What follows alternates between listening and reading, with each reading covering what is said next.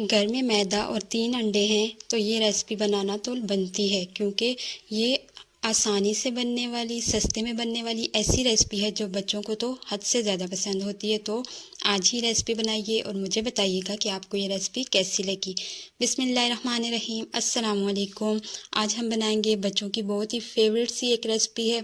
तो आइए चलते हैं, बिना टाइम वेस्ट किए मैं आपको बताऊंगी कि आज हम किस तरह से बनाएंगे। तो इसके लिए हमने लेना है सबसे पहले मैदा यहाँ पे मैं 1 कप यूज़ कर रही हूँ, लेकिन आगे चल के हम थोड़ा सा मैदा और भी इसमें ऐड करेंगे।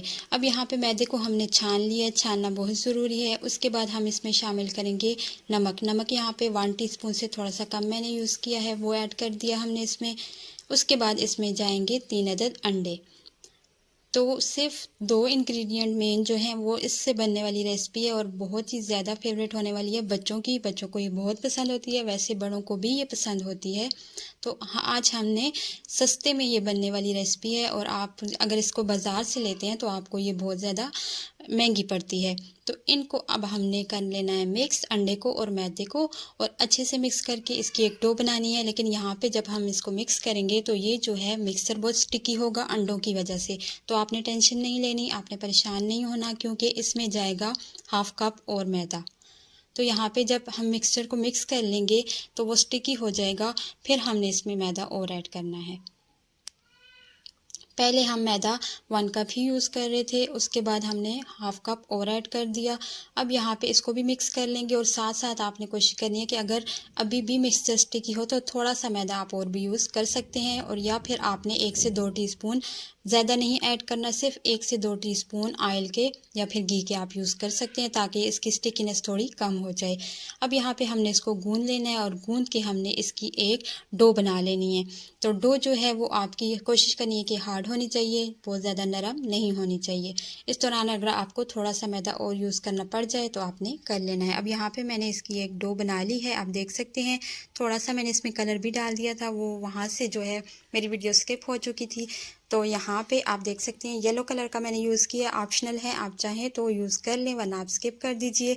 इसको कवर करेंगे, 10 मिनट का स्टे दे देंगे। 10 मिनट के स्टे के बाद हम दोबारा से इसको निकाल लेंगे, और इसको हमने निकालना है अपने बाउल से, और इसको हमने 2 हिस्सों में डिवाइड कर लेना है। मैदे का जो है छिड़काव आपने करते रहना है सारे इसमें रेसिपी में, क्योंकि यहाँ पे हमने अंडे जो डाले हैं उसकी वजह से ये मिक्सचर बहुत स्टिकी है। तो आपने खुश्का जो है वो अच्छे से इसमें लगाना है, डस्टिंग अच्छे से मैदे की इसमें करनी है, वरना आपसे ये जो है हैंडल होना मुश्किल होगा। यहाँ पे मैंने 2 पेड़े बना लिए, एक जो है 2 पार्ट में इसको तकसीम करके 2 पेड़े हम बना लेंगे। एक पेड़ा मैं आपके सामने बना रही हूँ, बाकी जो मिक्सचर है उसका भी हम इसी तरह से प्रोसीजर कर लेंगे, लेकिन अभी मैं आपको एक पेड़े के साथ नेक्स्ट रेसिपी बताऊँगी। तो ये जो हमने पेड़ा बनाया है इसको हमने बेल लेना है। पहले हम हाथों की मदद से इसको चिपटा कर लेंगे, और थोड़ा सा मैदा इसके ऊपर भी लगा देंगे। अब इसके बाद बेलन की मदद से मैं इसको एक बड़ी सी रोटी बेल लूँगी। रोटी बेलने में आपने ये ख्याल रखना है कि आपकी जो रोटी है वो बहुत ज़्यादा मोटी नहीं होनी चाहिए। थोड़ा सा आपने इसको अच्छे से बेलना है और पतला करना है, बहुत ज़्यादा मोटी या मोटी भी नहीं होनी चाहिए, पतली सी आपने इसकी रोटी बेल लेनी है। अब हमने इसके ऊपर दोबारा से मैदा डस्ट कर लिया। आप देख सकते हैं कि कितनी बड़ी सी एक रोटी बेल ली हमने। अब हमने इसको फोल्ड करना है।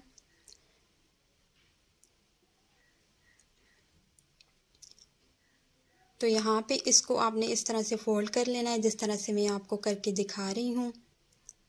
इस दौरान अगर आप वीडियो पे नए हैं, चैनल पे न्यू हैं, तो मेरी वीडियो को ज़रूर लाइक कर दीजिएगा, और मेरे चैनल को भी सब्सक्राइब कर दीजिएगा, ताकि मैं आपके लिए अच्छी से अच्छी वीडियोस बनाती रहूं और आपके लिए लाती रहूं इस तरह की मज़ेदार सी वीडियोस। अब इसकी कटिंग करनी है। कटिंग करने के लिए बहुत ज़्यादा आपने पतला पतला इसको काटना है। जितना पतला आप काटेंगे उतनी ही परफेक्ट हमारी रेसिपी होगी, उतनी परफेक्ट इसकी लुक होगी।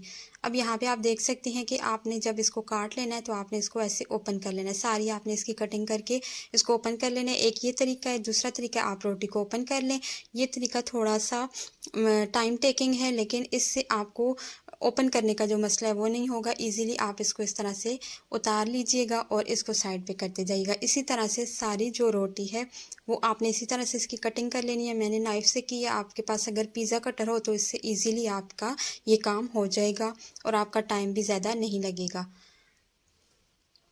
तो इसको जब आप साइड पे करते जाएंगे इस तरह से आप पतली पतली सी नूडल्स बना के, तो आज हम आपको पता चल गया होगा कि हम बना रहे हैं नूडल्स। तो आपने इसके ऊपर मैदे का अच्छे से डस्ट करना है। आप देख सकते हैं कि यहाँ पे भी मैंने अच्छे से मैदे का छिड़काव किया है, वरना ये जुड़ जाएंगी।